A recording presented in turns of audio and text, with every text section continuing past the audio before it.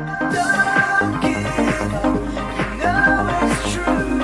You gotta do what you wanna do.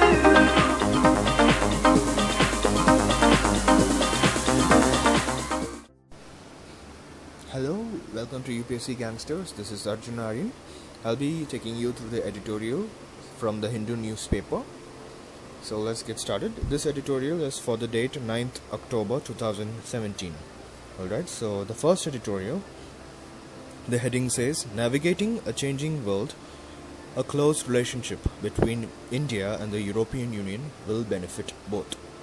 Alright, so this editorial is about the meeting that is going to happen in future between European Union, the major European Union meeting, and how India should actually kind of steadfast the previous agreements that have been agreed between both the bodies. Alright, so let's get started with the editorial. That the talks to negotiate the India-European Union Trade Pact, the Broad-Based Trade and Investment Agreement (BTIA), have not progressed during the 14th India-European Union Summit held in New Delhi on October 6th. Among other things, a sign that both sides continue to recalibrate their bargaining power and understanding of their relative positions on the international stage. Nevertheless, there are some important positive outcomes. So basically this India-European Union Summit happened in New Delhi, alright? So there was this agreement that was supposed to come in force a long time back, BTIA agreement, Broad-Based Trade and Investment Agreement, alright? And this is supposed to be a very important one because the works have been going on for many years, alright? So and still there is little movement in that, and people were expecting something great to happen in this, alright? So eventually it didn't happen, but of course there is a better understanding between India and European Union now, because you know what happened with the USA and all that, how USA is kind of pulling off from the leadership role. So India and European Union are coming much more closer. Then about the BTIA, I'll be just briefing you about it and why it is important, or how the things haven't materialized yet. I'll be telling you in the ongoing points, alright? So the next point says, interestingly, the EU leadership referred to India and the EU as being the world's largest democracies. Alright, so you have to note this point. Again, this is something that is pointing towards USA, saying that they are out of the equation right now, they are out of the power equation right now, and it is us and India that represent the world's largest democracies. Alright, so therefore you have to keep that in mind. This actually kind of a statement that brings us closer to each other. A statement usually made with regard to politically sovereign entities. The EU is a single market, the world's largest, but comprises 28 sovereign democratic countries. So this you should remember. So the EU as a whole is the largest single market, alright, not the US. So EU, just note it down, EU has the largest market, alright, largest single market in the world, but of course it has 28 sovereign entities, meaning 28 different countries make up the EU, alright. So going to the same point, continuing, that is, it is not sovereign in itself. Britain has just driven home that point. This projection as one of the world's largest democracies, which happened at the end of last year's summit as well, is more notable this time in light of the US's uncertain position on the international stage, and the fact that pro-EU leaders such as the French President Emmanuel Macron have been pushing for a stronger union in Europe as Britain leaves the EU. Alright, so Emmanuel Macron is from the left party of France. Alright, so he's not a right wing, he's not from a right wing party, so he's completely opposite to what Trump is. So he is standing for European Union's unity, and he wants EU to become stronger. So like I said, US position is kind of uncertain right now, and therefore EU is looking to capitalize on this opportunity to actually become a major player in international politics and international economics. Alright, so continuing. Also notable is that India and the EU reaffirmed their commitment to a rules-based international order and a multipolar world. Alright, so this you have to note down, because rules-based and all that always pointed towards American institutions, right? So the WTO, IMF and all that. But right now the EU and India, we are collectively saying that yes, we have to have a rule-based commitment, rule-based international order and a multipolar world. So multipolar world actually refers to many strong nations. Alright, many nations that could dominate over their regional capacity. So it was a unipolar world, it is, but right now US is kind of losing its grip, right? So it will in future, we're looking at a future where it is no longer a unipolar world, something China and Russia also promotes. Alright, we all need certain powers in certain regions, right? So that is supposed to be multipolar, and which is again a renewed commitment between the EU and India. This is significant in the context of the US moving towards reneging on several international deals. Mr. Trump has said he is going to decertify the nuclear deal with Iran, a deal that the EU is keen to uphold, and his administration has given notice of intent to withdraw from the Paris Accord. This right? The Paris Climate Change Accord. He has shown a willingness to walk away from the game if the rules are not altered as per his taste. The reference to multipolarity is a recognition that there is more than one chair at the top table, not just with the US shifting position, but also due to Russia and China's ascent. Alright, so whatever I said is the same information put in different words. Alright, so how Trump is actually kind of stepping back on the international presence, and how other nations are coming in. Alright, so EU is going to be an integral part of that order. The India-EU joint statement on terrorism this year called for decisive and concerted actions against Hafiz Saeed, Dawood Ibrahim, right?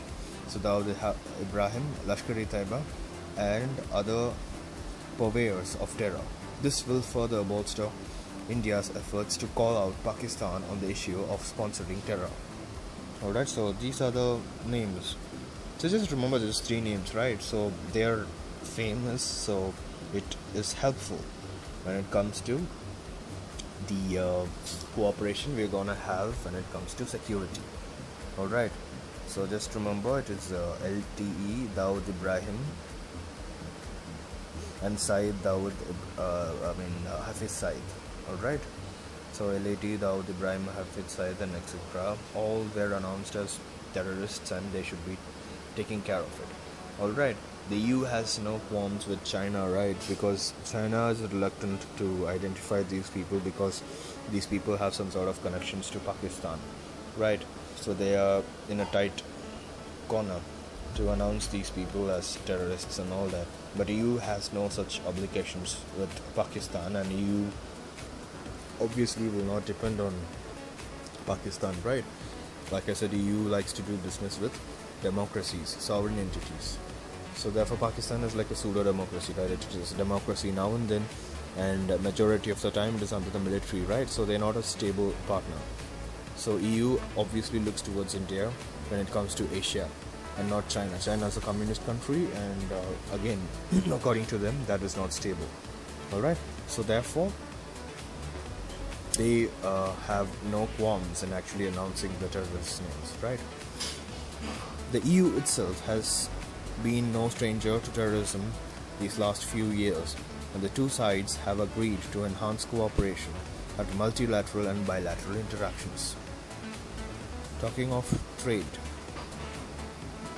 the centerpiece of the recent summits, the BTIA, however, continues to be conspicuous by its absence. Among the reported causes for the failed talks is a disagreement on whether the protection of foreign investments will be part of BTIA or dealt with in a standalone treaty. Alright, so the thing is, the BTIA agreement, those talks and the cooperation talks are also going on at one end, but there are the certain bilateral agreements that are supposed to be taken forward too. So it has to be seen whether it will be taken separately. Those bilateral agreements will be taken separately and not under BTIA. Alright, so that is a slight confusion when it comes to that. So when they are making those discussions, are they kind of confused whether to have it as a separate bilateral treaty or bring it under BTIA. Alright, so India has allowed tens of bilateral investment treaties to lapse, including those with EU states, so it can bring these in line with the model treaty from 2015. So there were certain treaties which India was supposed to sign, alright, but India didn't. It just let them lapse till it got expired, so that they will try to bring it under the 2015 renewed policies. Alright, so that's what we did.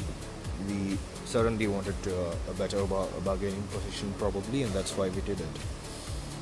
Other sticky points in the negotiations have been India wanting a greater ease of movement of temporary skilled workers to provide services in the EU, and EU wanting greater market access for its automobiles and its wines and spirits. Alright, so this is another thing that we sort of negotiations are going on but have not materialized as of now. So please note it down. So what are we actually the prime importance, what the negotiations are going about is those greater ease of movement of temporary skilled workers. Alright, greater ease of movement of temporary skilled workers. So temporary skilled workers in the sense you send somebody from India, alright, who is actually a degree holder and all that, and he goes, works in that company, alright, that is there in Europe, and he comes back. Or is something like a contract labor, but it is not labor in the sense, alright. So for a specified amount of time he is there working in that company and he comes back to India. Alright, so these things you have already seen that happens in multinational corporations, right? For example, if you have IBM corporation, the branch of IBM in India, a lot of times those people from India, the Indian computer engineers, will go to the US based IBM company headquarters or the company's branch in US, alright, and they will work there for some duration, maybe for some project or maybe for some research, and then they will come back to India, because whatever it is, according to that Indian employee, his parent company is supposed to be the branch that is registered in India, right? So this is about easing up of those norms. Currently probably there is some sort of restriction for the skilled workers, in the sense for those people who have skilled those practices, and those who have learned and those who are trained. Then probably it's not easier for them to go from the branch that is there in India to the main company in Europe, and make something work out there and come back. Maybe that is a problem right now. Alright, some sort of problem is going on. So that, from India's point of view, it wants that to be eased. Alright, and Europe, on the other hand, wants its automobiles and wines and spirits to be to have greater access, to have easy access. Alright, so the automobile sector, Germany is very famous and all that, and European automobile sector is kind of quality based, right? So they need better access, probably tax cuts and all that, and their wines and spirits. So Europe is a destination for wines, the French wine and all that, right? So French wine, the Hungary, and a lot of countries in Europe actually are famous for wines and all that, because grapes and all grow very well there. That's why it's known as the orchid of the planet, right? So therefore, they are looking for ease regulations for trade for spirits and wines. So when it comes to BTIA, I'll tell you about BTIA right now. It's kind of important, very important this is. So BTIA is actually a free trade agreement, right? So this is a free trade agreement, meaning a free trade agreement stands for an agreement between two countries or more where the goods transactions does not have any taxes.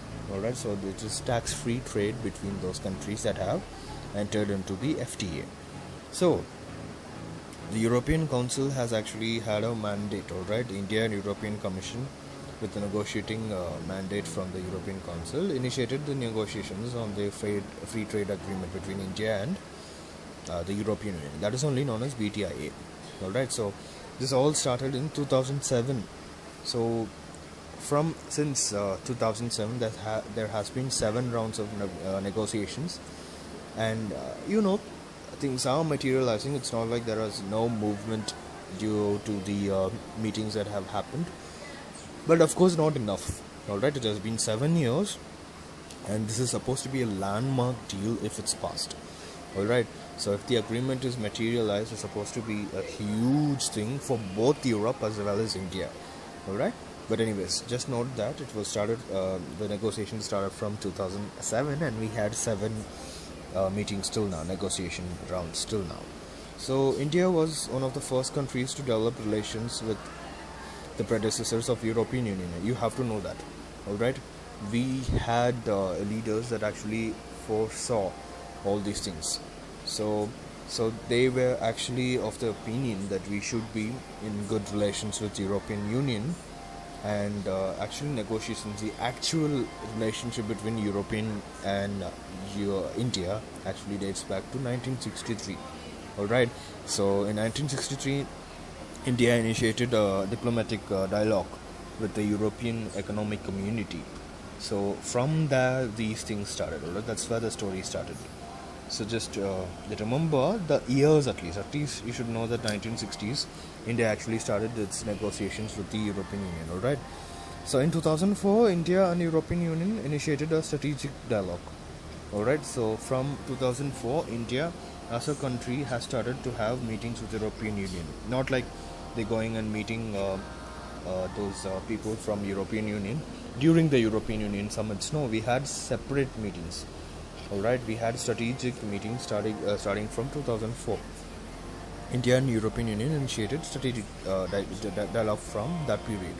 A joint action plan was agreed upon in 2005, and it was later updated in 2008. Alright, so and later India and European Union joint statement was published in 2009 and even in 2012. Alright, so we are gonna do something together. We're gonna negotiate together. We're gonna work towards an agreement, possibly a free trade agreement and all that. All that started from 2005. Alright, so joint action plan was agreed on 2005. That you should remember. Alright, so from there we had further updates, and we have a lot of other mandates that were announced on behalf of European Union and India. So though India and European Union had held one stock taking meeting and all, each in the last 3 months on the FTA, which is the free trade agreement, we had 3 meetings in the recent past. Alright, in the 3 months. So we had we had 1 meeting each in last 3 months, meaning 3 meetings in totality of 3 months, right? So formal negotiations are yet to restart even after that. I'm talking about the BTIA. Right. Since 2013, the free trade agreement talks were delayed. India was unilaterally undertaken several reforms, such as allowing 49% foreign investment in insurance and pension, easing of foreign investments norms in banking, defense and railway sectors and all that. All right. So, since 2013, the delay was going on, but at the same time, we were actually easing on norms. All right. So, easing on norms so that European Union, when the free trade agreement is signed, then it can straight away implement the free trade agreement and trade can start. So, for that, we were easing norms for businesses from Europe and all that. So the example for it is the 49% foreign investment in insurance, pension, and all that. All right. So the FTA negotiations were expected to restart in August 2015. All right, but India actually kind of deferred, them saying it was disappointed and concerned over the EU opposing a ban on sale of around 700 pharmaceutical products. So the pharmaceutical thing is kind of a thing to worry between negotiations of India and European Union. It was also a problem between India and USA. All right, so the pharma sector in India, it is developed, and the thing is, the pharmaceutical companies issue medicines that are actually cheap in Europe and US. The medicines, the equivalent medicines are actually kind of costly, very costly, like 8 times to 10 times. All right, so this is how we were able to capitalize on other poorer nations in Africa, South America, Asian countries.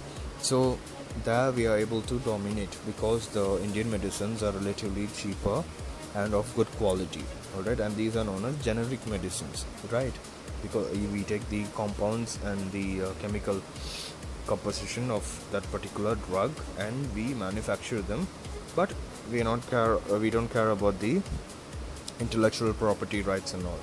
All right, no royalty is paid, and straight away we manufacture them, and therefore it is cheap. So European Union actually has a problem with that. All right, they want the intellectual property rights and all that to be in place. They want the proper share to go to the pharmaceutical companies, but India is resisting these things. All right, so that has been sort of a problem between the negotiations between European Union and India. All right, so the FTA negotiations, because of that, had to be restarted by 2015, but because of this, it is kind of in a problem right now. All right, and it is well known that Indian pharmaceutical industry obliges to World Trade Organization rules. All right, and the aspects of the intellectual property rights. So we should note this down. It is not something illegal we are doing. We have actually complied with WTO and the international property, trade related aspects of international intellectual property rights, which is the TRIPS agreement. So we have complied to the standards of WTO and TRIPS at the same time, but still we have problems with the United States and European Union. And now European Union is asking India to adopt intellectual property protection standards more than what is required under TRIPS. This is the problem. All right, they want additional safeguard measures. All right, which is not even listed in WTO and TRIPS. That is a problem. So India has clearly conveyed to the EU that India will limit any agreement to its existing laws and to obligations under TRIPS. India has clearly stated that it cannot go beyond the same. It is saying that whatever changes that might come in WTO and TRIPS, it will look into it. All right. At the same time, they cannot do some sort of extra kind of favor to European Union. This is very clear. This is something even when the governments change and BJP is there, Congress there. It doesn't matter who is there. All right. They are very strong about their opinion that they will not change those rules for a particular country. All right, because this is sort of something that is good that is happening from India. All right, so we are providing cheap medicines for even complicated diseases like AIDS and cancer and all that, and because of us, there are a lot of countries that are able to afford this, and there are people who are surviving because of this. Even the Amnesty International, the Doctors Without Borders and all that, even those organizations have actually used Indian medicines. They are using Indian medicines to treat patients in their missions in Africa and all Eastern Asian nations, the poor nations, war-ravaged places and all that. So it is using the Indian medicines they're able to treat, and there was a response, there was a statement from the Doctors Without Borders chairman saying that European Union was charging them really lots and all that, and they have actually opposed European Union totally, and they have withdrawn their membership with EU, and they are saying that we no longer need any medicines from the European Union allied countries, and India has been the savior when it comes to saving the people in Africa. And European Union, it was really kind of an embarrassing moment for European Union when the chairman of Doctors Without Boundaries had to come out and accuse European Union of capitalizing on the pharmaceutical industry. So yeah, India stands in its place where it is, and it is very confident that it will not change anything for anybody. Okay, so India's right to strike a hard bargain. I'm continuing with the editorial. India is right to strike a hard bargain as far as the temporary movement of skilled workers is concerned. The EU and other developed countries have been historically reluctant about moving forward on this, and the issue has become more challenging with the rise of populism and protectionism in Europe.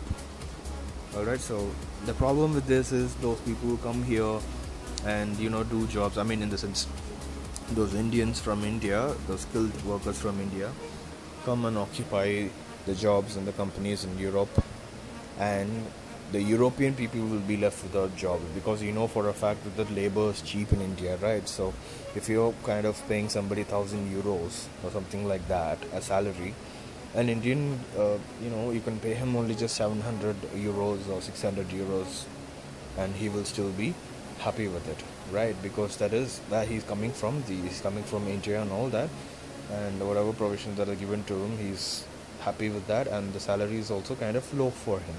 So what would happen? The companies would actually prefer people from India, right? And therefore there will be a lot of layoffs when it comes to European workers and European people who are doing their jobs there.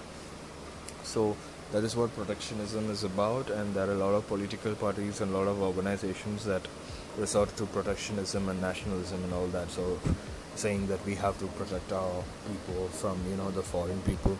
If they come and they're going to take our jobs away and all that. So that has been a problem for European Union also, right? Just like how in USA it has been a problem, and they ended up electing somebody who was really against these kind of policies, who wanted to protect American workers and all that.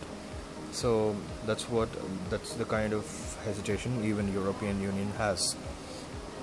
So nevertheless, the liberalization of services and access to EU markets for those who deliver them go hand in hand with the liberalization of the goods market. Wanting an open market for automobiles and liquor, but unduly restricting the movement of natural persons seems to be a case of have your cake and eat it too thinking.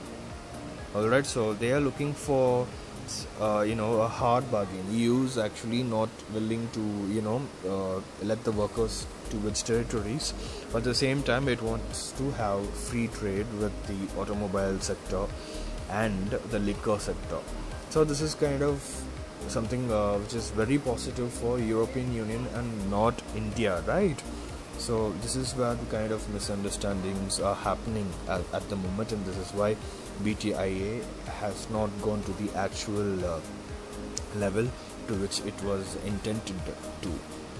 It bears repeating that there are winners and losers from globalization on both sides of the border, and it is up to governments to institute policies to redistribute the gains from trade.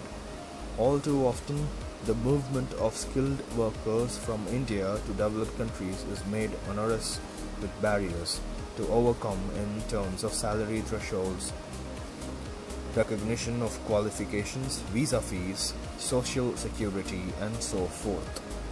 Alright, so the movement of skilled workers from India to developed countries, right, they do a lot of things to actually restrict these things. Alright, so they'll have strict visa policies, they'll have educational qualifications that are supposed to be of better standard, of a higher standard. Alright, and the salary thresholds will be there only beyond this there will not be any increase in salary and all that. So all these things are done to actually restrict the movement of skilled workers. So you just note down for the movement of skilled workers those things that are the tools used by the developed countries. Alright, so those barriers you have to remember. I have even typed it and listed it out for you.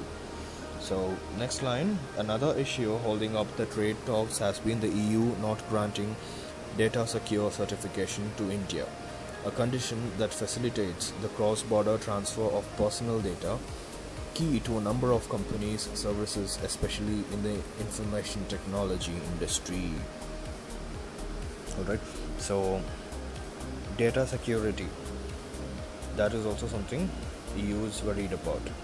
So data secure is something to say that even if it is a private entity, if you're having some legal issues with the country, like in this example it's India, if you have some legal issues and the court actually says that you have to open your server, etc., we need information from your servers to move in the case and all that, so that would actually undermine the privacy of the company, right?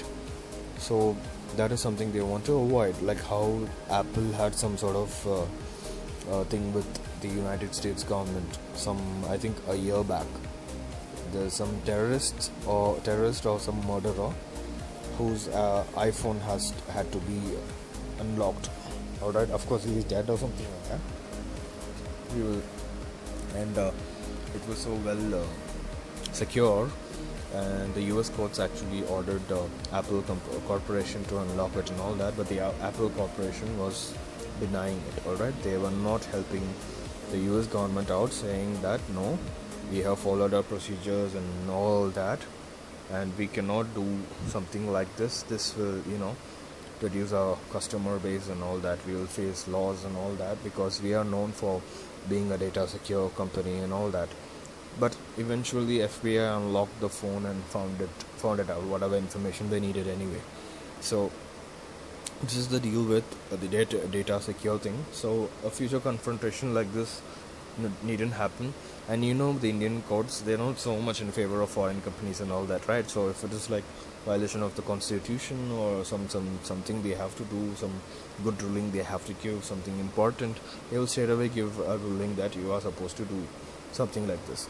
So this is something they want to avoid. Those the information technology companies and the computer companies, they want to avoid these things. Alright, India does not have a standalone data privacy law yet, and the state recently went to great lengths to create a false dichotomy between development and privacy during the right to privacy hearings in the Supreme Court, including by unsuccessfully arguing that privacy was an elitist concern. Alright, so we are trying to put down some privacy laws when it comes to data security, but it's not been successful yet. The hearings are going on the Supreme Court. Alright, as of now. So, on the other hand, the EU is commendably at the forefront of protecting citizens' rights as regards what happens to their data online. It will be no easy task for the government, whose approach to privacy can be described as casual at best. One got the impression that the government's equivocation on its position on privacy, apparent during conclusion of the hearings in the case, were face-saving measures undertaken to resonate with the tide of public opinion, and then the Supreme Court ruling itself. So the Supreme Court really did not support the privacy things. Alright, so things have to be out there, right? It has to be public and all. So the Supreme Court was like giving a half-hearted judgment, just like privacy is to some extent, at the same time to be public in some extent.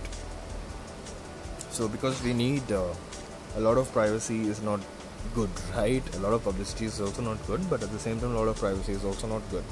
And our courts and our laws have taken neutral stance when it comes to privacy and data security.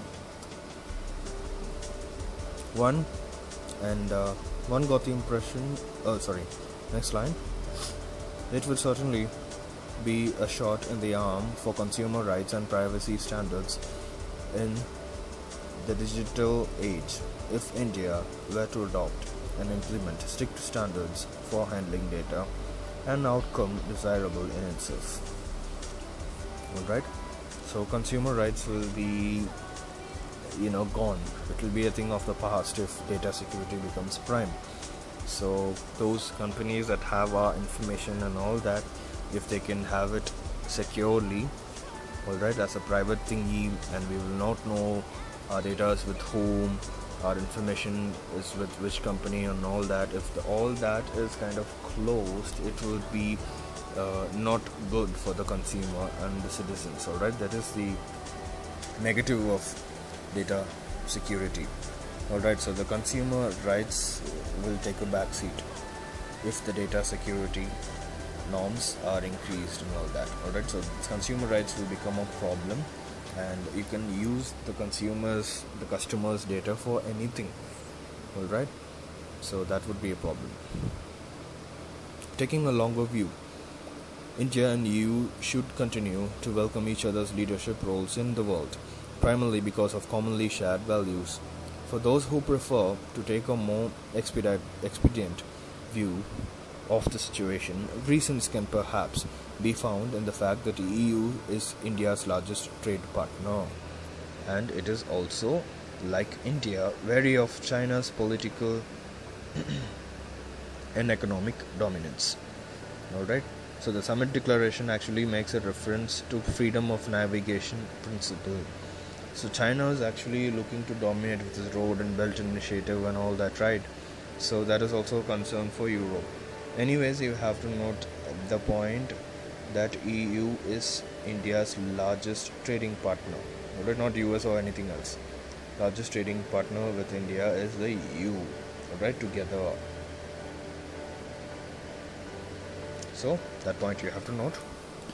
And the China's rise is also there, which European Union is very concerned about. Alright, so the only counter they have left is India.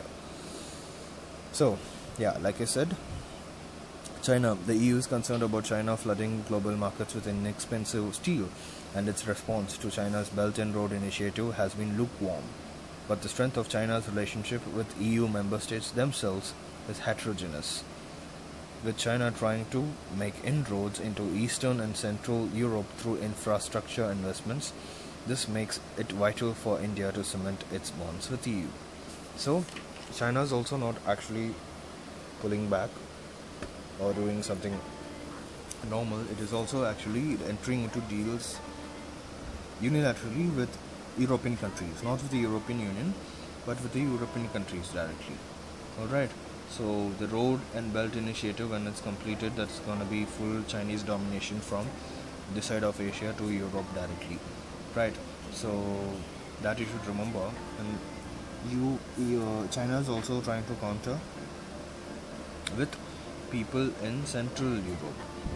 Right, so Central European countries and Eastern European countries, China is actually entering into deals with them directly, alright, and not with the EU. So this is also worrisome for European Union, and they are looking at India as a counter. With around $100 billion euros in bilateral goods and services trade last year, India and European Union have a lot to gain from a trade deal. So remember the numbers, very easy to remember. So this is supposed to be 100 billion euros in bilateral trade, alright, between India and the EU. So it is not just about trade. It is far from clear what presence it is not just about the trade. It is far from clear what presence the EU will have in a decade's time, as this is a matter that only can be settled internally by its constituents. But the sands are shifting both in Europe and the world, and spaces and opportunities for leadership and partnership are opening up. It will certainly play for both India and European Union to keep each other close as they feel their way around the emerging international order. Alright, so the changing international politics and the economic scenario, there is a lot of things that European Union and India would gain from each other. Like I said, those facts, the trade between the two entities, and how European Union has been the largest single trading partner with India and all that. So there are a lot of things that are supposed to be gained, and with how USA is actually kind of going down and those US-led institutions losing strength in international economic affairs, so all these would play as a role, all right, has a big role to play. So therefore, we have a lot of things to be gained when European Union and India comes together, and this will definitely happen. When is that gonna happen? That is supposed to be that question, but this is gonna definitely happen because we have a lot of things to gain from each other. So let's go on to the next editorial. Let's go to the next editorial. The heading says, Course Correction. The GST Council does well to simplify the tax regime. It must sustain the conciliatory stance. Nearly 100 days after India's tryst with the new goods and services tax regime began, the GST Council, empowered to oversee its implementation, has approved several alterations. These relate to coverage and compliance norms with a view to easing the burden of paperwork and stretched cash flows imposed on smaller businesses and exporters. Alright, when they say view of easing the burden of paperwork, they mean that they're not supposed, those businesses were not okay with filing the taxes every month, right? Those small businesses, those things have been eased now. They can do the filing in a quarterly basis, or once in 2 months and all that.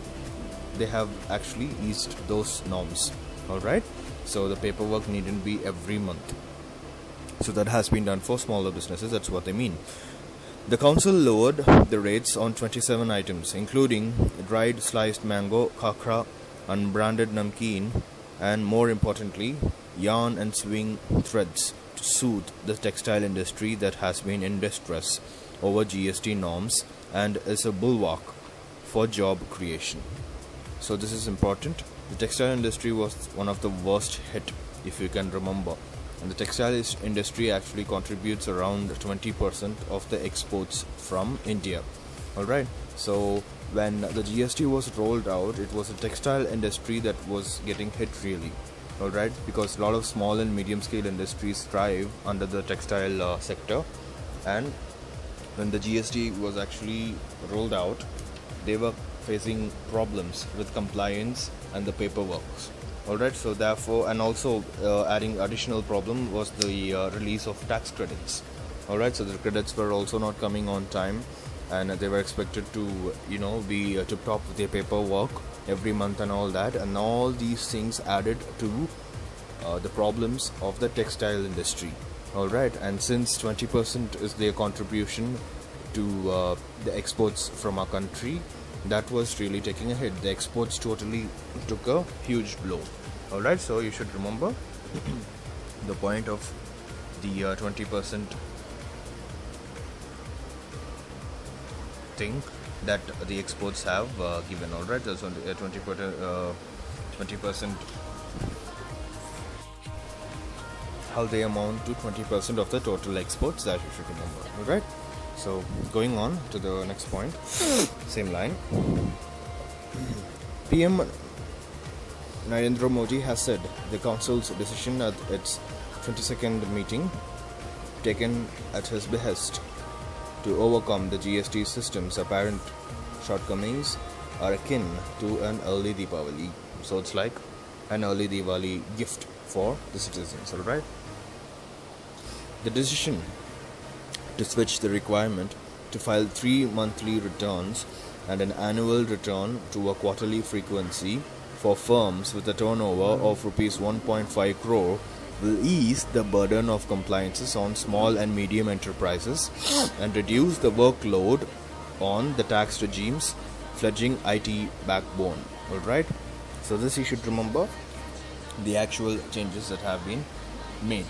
So the actual changes that has been made is the requirement to file 3 monthly returns and quarterly returns. Alright, that has been something huge. That has been a huge reform on the GST right now. Alright, so quarterly reforms, quarterly filing for those people who file per annum, right? So next one, equally critical is the expansion and proposed simplification of the composition scheme, under which firms with an annual turnover of up to rupees 1 crore pay a flat and low tax.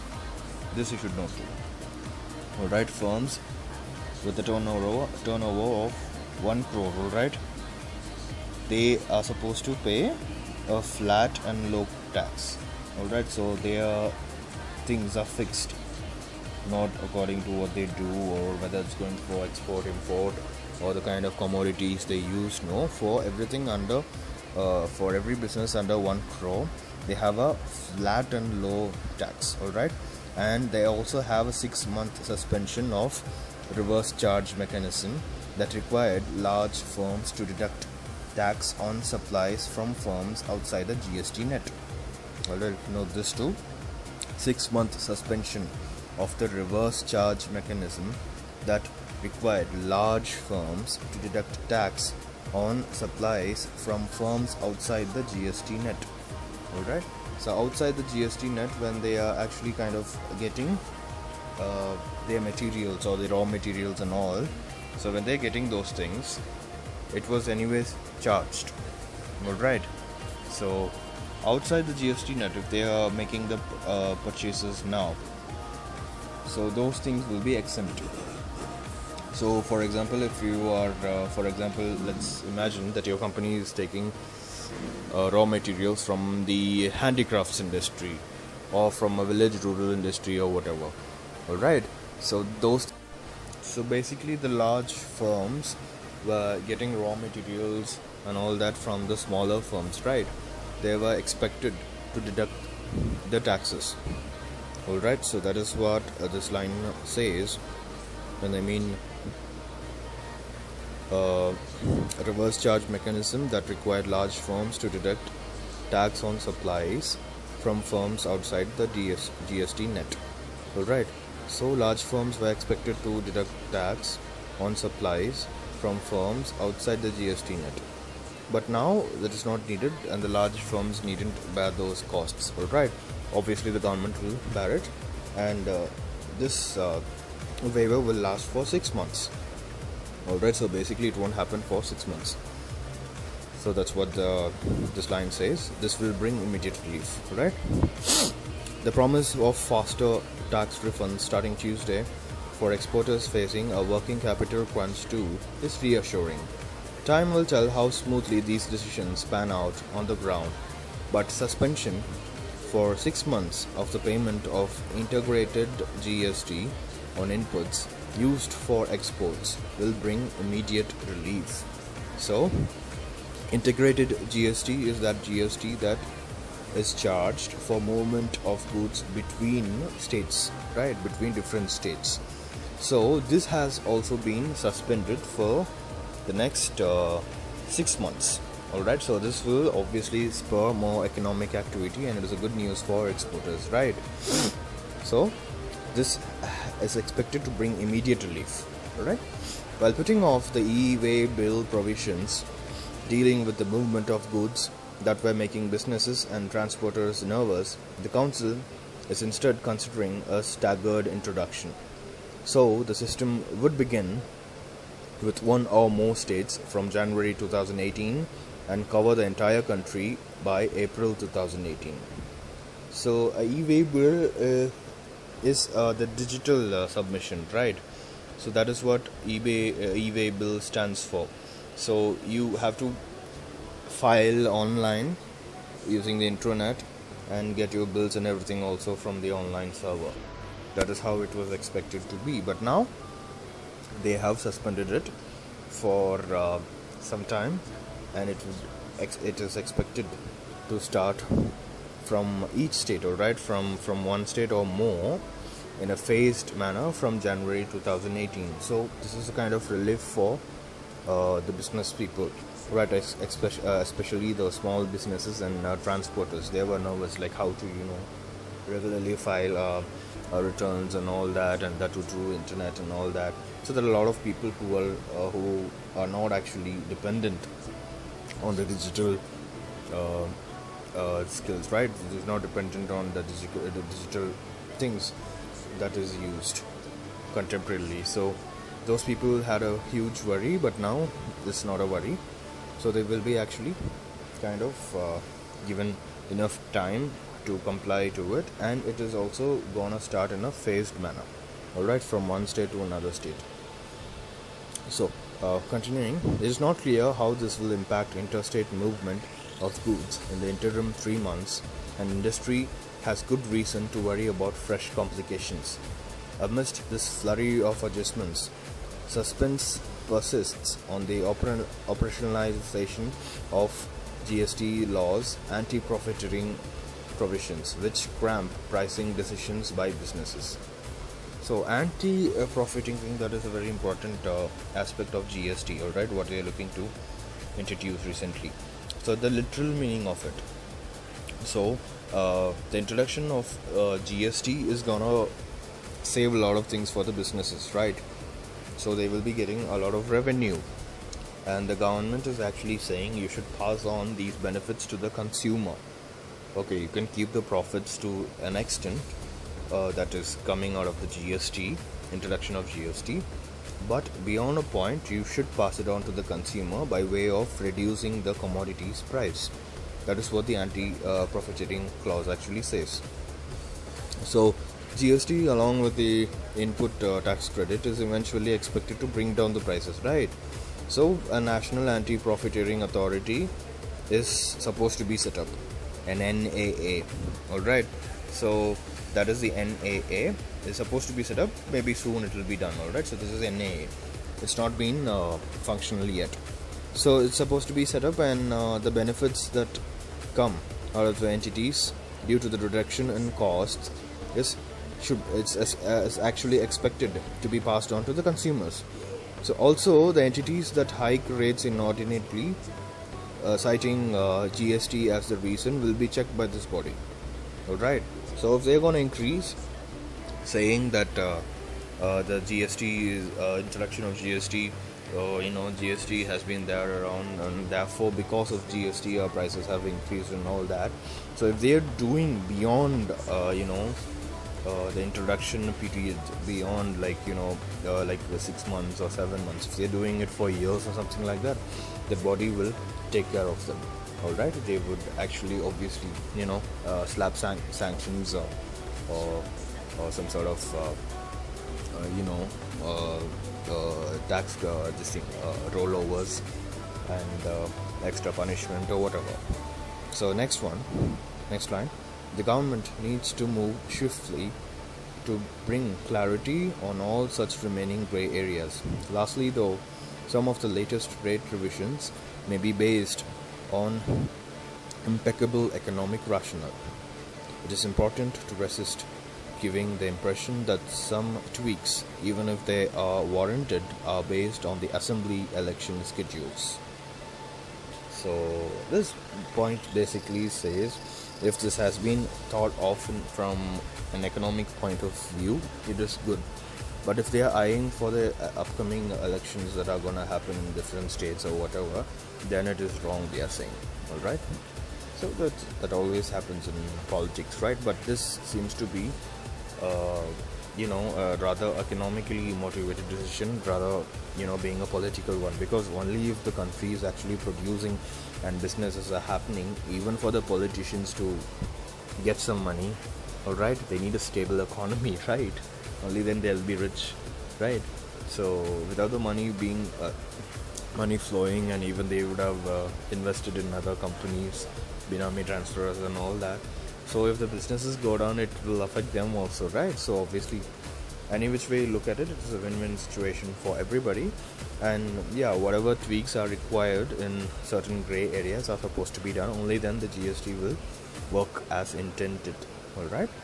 So this is what this editorial says. The next editorial heading: New left in Nepal. Long-time adversaries form a leftist coalition altering the pre-election landscape.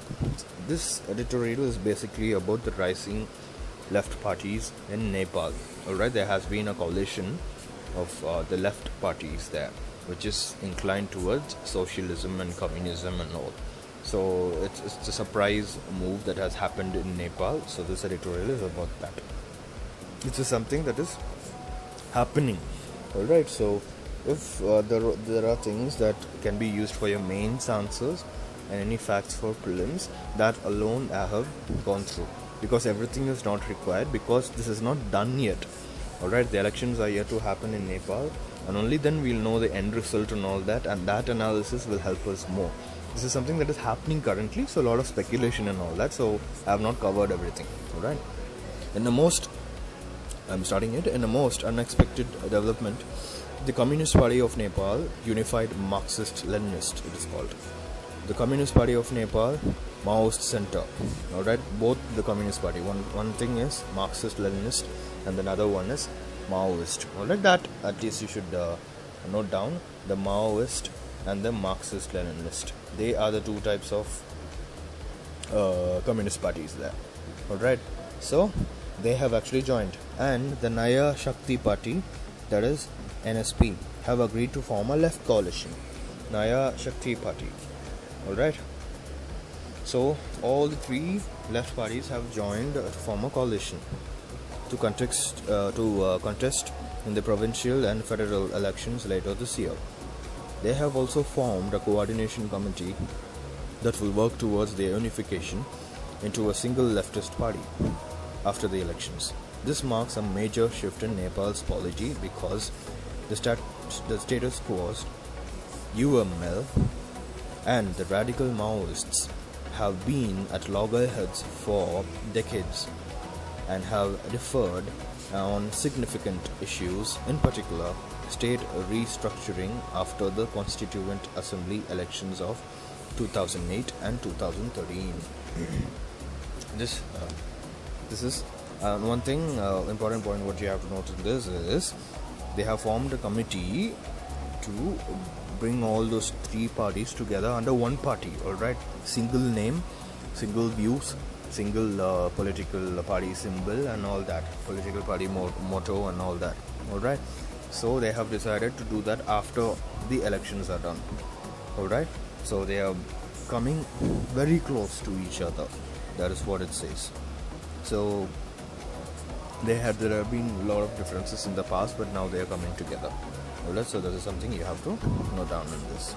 So rest of the points, like I said, it's not important from the mains and prelims perspective, because it is an ongoing issue that the elections happen and UPSC will be interested in the result analysis of these things. Alright, so next editorial, the heading says, resources aplenty, no jobs. Redefining economic models to get them in sync with the technology accelerated age is the need of the hour. So let's get started. We are in the midst of the most transformative age in human history, where technological leaps would make possible a world of limitless food, water and energy. Although we have attained the ability to produce any resource at any speed or in any quantity, human capital requirement is on a steep decline, owing to the advent of cutting-edge technology such as artificial intelligence and robotics. So you get the idea, right? So artificial intelligence and robotics are actually undermining the human capital aspect. So remember, because at the end of the day, the population of a country thrives, right? It is there, and the companies will try to introduce these robots and all. So when they introduce the robots and everything into the production line, production happens faster and it happens in a more precise manner, right? So the companies would get much bigger profits out of it. So what would happen? The companies will be motivated to only bring in robots, right? And they will not be very interested in employing human beings. So what would happen if that happens? And companies being profit motivated, So what would happen? A lot of people would lose their jobs, right? So the labor class will have a huge decline, and that is the class that actually is kind of the pillar of a nation. So it actually will work the other way, all right, if these things happen. So a lot of job loss will be there, and the general crowd will not have money. This will in turn affect the business only. It will come back to the company itself. So this is something we have to kind of address right now. So for low population nations, that is kind of okay. But those nations that are having lower populations, they do not have a great impact on the economy of the planet as a whole, right? It's those countries with significant populations that have a bigger economy and have bigger impact globally. So this has some sort of, a lot of global bearing to it too. Continuing, while five high technology firms find themselves among the list of the top 7 most valuable companies in the world, with a cumulative market capitalization of almost $3 trillion. It is distressing to note that they employ just under 700,000 people among them. A very important point you should note. This can be used for your answers, alright? So 5 high technology companies with a net worth of $3 trillion. That is almost the GDP of India. Alright, $3 trillion. They employ only how much? 700,000 people only. So that is a situation that is bad. So imagine our country that is actually just employing 7 lakh people. Just imagine what would happen. What happens to the rest of the lakhs and lakhs of people? Alright, so this is a comparative analysis of what is happening with the top companies, top 5 technology based companies. Alright, so the employer rate is very low, but by worth they are the biggest companies. Alright, next line. The inevitable widespread adoption of next generation technologies indicates a future of mass unemployment and concentration of wealth in the hands of few enterprises capable of providing minuscule job openings. Alright, so like I said, what would happen is huge unemployment. So huge unemployment would also lead to money being stagnant with a very few percentage of wealthy people, right? Already it's just like that. It has always been like that, and it will worsen further. The poor people will become poorer and the rich will get richer. This is going to happen. Today's primary challenge is the optimal allocation of copiously produced resources among an increasing population with dwindling wage earning opportunities. Taking cue from these trends, several progressive political outfits across Europe have started demanding legislation favoring reduced working hours and no cuts in pay, 3-day weekends, and the introduction of a universal basic income. Alright, so taking all these accounts, the automation coming in and all that, European countries, alright, have made a lot of demands from the people side, from the opposition party side, alright, and the demands for legislation favoring reduced working hours, alright, with no cuts in pay. Reduced working hours in the sense, you know what it stands for. They will not work for more than a prescribed time, alright, and then no cuts in pay. For reduced working hours, no cuts in pay too. 3-day weekends, alright, so per week they need 3 days off. That's what they're saying. So they need reduced working hours and 3-day weekend holidays and the introduction of a universal basic income. So all these things have been put forward, and this is clearly against automation and all that. So when companies are looking for automation, there are people in Europe who want better labor rights and worker rights. All right, the companies, if this happens, what would happen in Europe is the companies will actually kind of, shut it down and go to the other countries where such labor norms are not there, right? So only Europe doing something like this will not work out. So because you have to like provide only these many hours of work, and the no cut in pay and 3 days off and all that, which will result to a loss in the company comparatively to the way the profits they are seeing. So obviously what the company would do, they will try to migrate to other countries, right? That's how the US companies actually kind of migrated to China.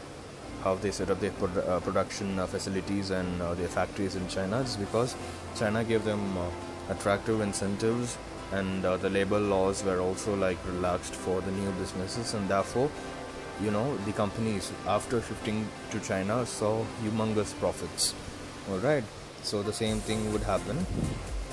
Just note that down. It needs obviously needs an international conventional approach, else this thing is not possible. Else saving labors and the workers from the advent of robotics and automation in industry is not possible, right? Next line, even if new models built around the reduction, sharing and diffusion of work and the provision of a supplementary income can sustain employment levels and living standards in wealthy nations with a steady declining or aging population, with most of them plugged into the formal economy, it will be impractical in countries like India. Alright, so these things, according to this, the one who has written is saying, can work out only in developed countries, the rich nations, who have most of the companies in the formal sector, meaning formal sector in the sense, those who have registered themselves with the Companies Act, that you should know. Alright, the formal sector definition you should know. The formal sector means the sector, the businesses that have registered themselves under the Companies Act of that nation, and they are paying their taxes and all that. They keep tab with the workers and everything is officially maintained. Alright, that is only the formal sector, they say. Informal sector, obviously the opposite of it. Alright, they are not registered as a company. They're not actually paying their taxes. Labor laws, all that is followed or not, nobody would know.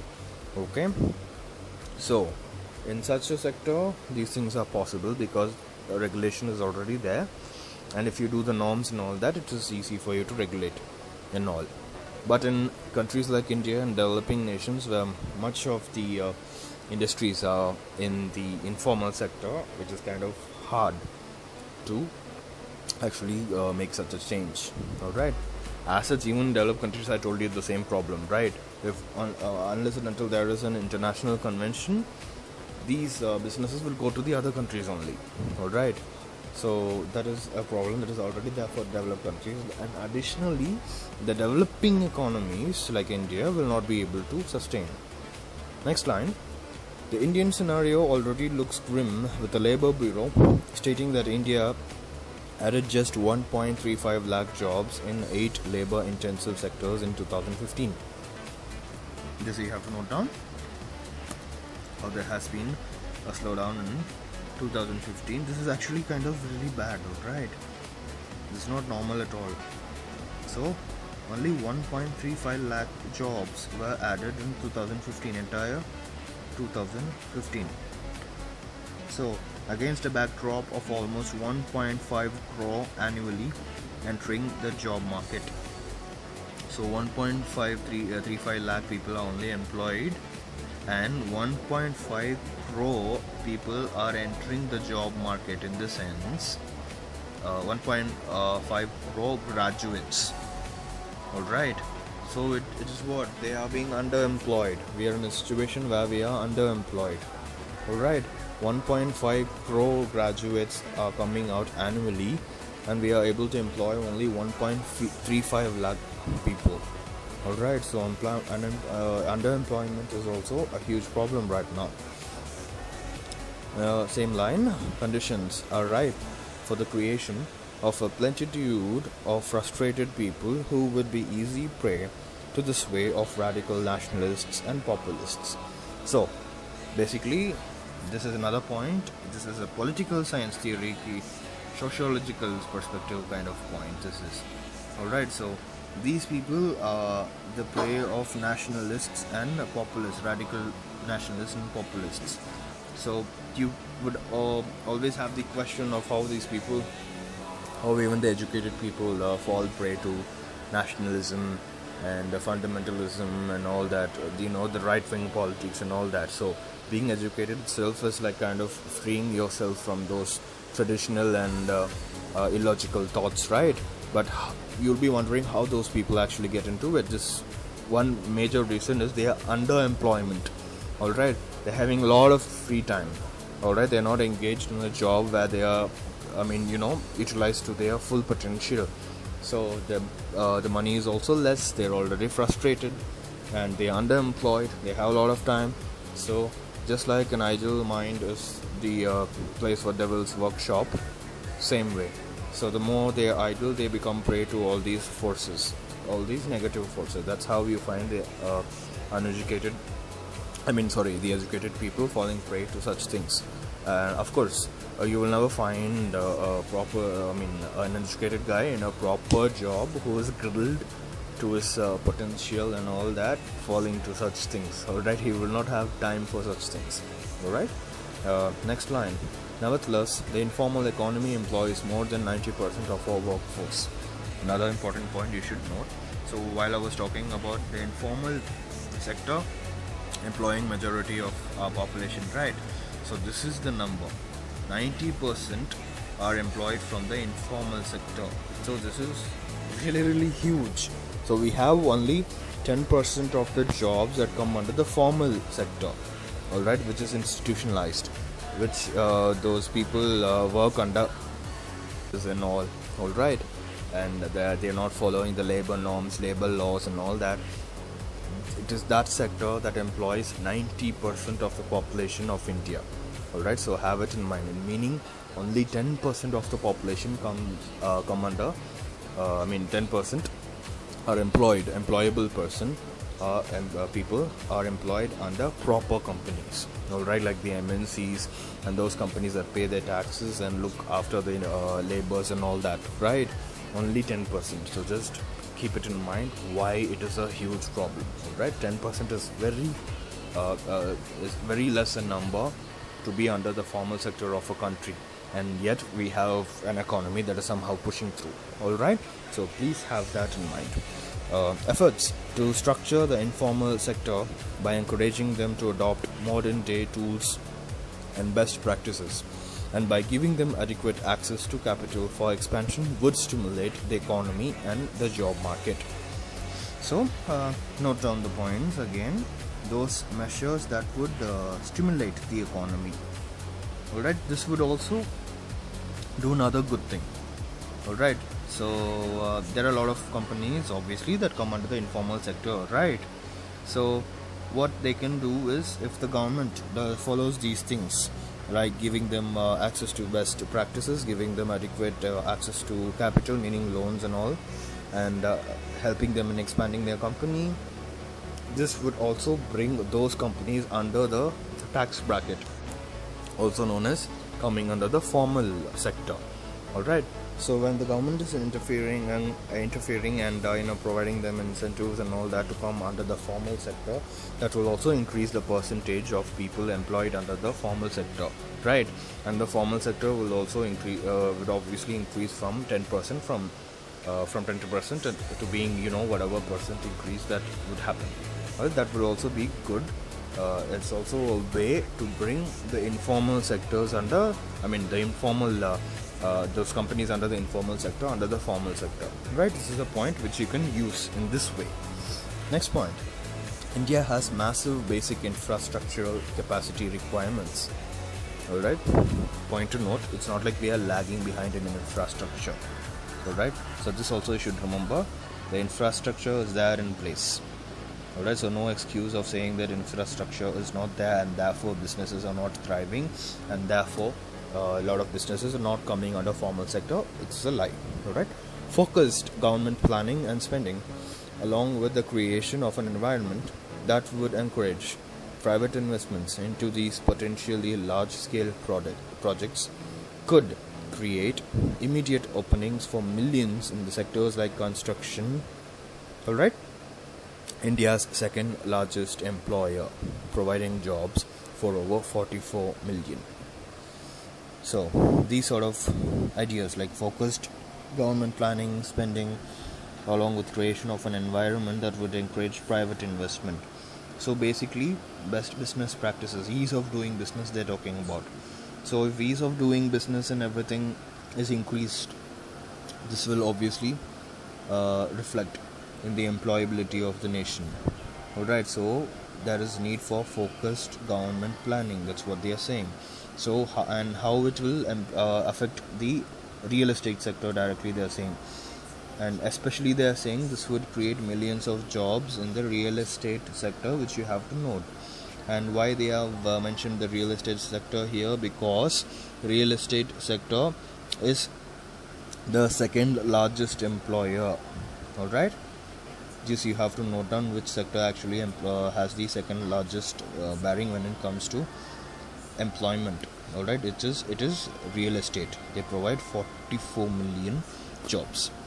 If leveraged, the same point, next line. If leveraged to create essential and permanent assets, employment guaranteeing schemes like Manrega would also effectively absorb a large slice of job seekers. Right? So employment schemes. So when employment schemes like Manrega also come into other sectors as well. Alright, which is very needed actually. This is a very bad situation when 1.5 crore adults who can be employed are not employed. Alright, and only 1.35 lakhs, a very small fraction, are employed. Which is a huge concern. It's not even 1% actually. So the graduates who are coming out, not even 1% are actually getting the kind of jobs they are supposed to get. Alright, so that is actually a huge problem. So employment schemes like Manrega in all the other sectors. Alright, Manrega is focused towards only the rural sector, right? Rural and the urban rural sector. So Manrega kind of plans should be expanded to spread to other sectors too. That would also really help the economy, they are saying, and the employability rate. Next line, redefining the existing economic planning, employment and resource allocation models to get them in sync with this technology accelerated age is the need of the hour. That is the conclusive thing. So basically, probably you can use this as your point. Government can actually target job creation rather than going for the other parameters. Inflation they can have a check, alright, but job creation should be the biggest thing for the government instead of going for GDP figures or the growth figures and all that. So instead of GDP and growth figures, probably they can concentrate on how many jobs that is being created. So even if the GDP is like kind of sluggish, alright, because of many other reasons, if the jobs are kind of increasing, definitely in the next cycle there will be a huge increase in the GDP of the nation too, obviously. Alright, so this is an indirect point that has come, but you can still use it in your main answers, right? So with this we are done with the important editorials of 9th October from the Hindu newspaper. I'll see you with the next editorial analysis, which is going to be for the 10th October of 2017. Alright, see you.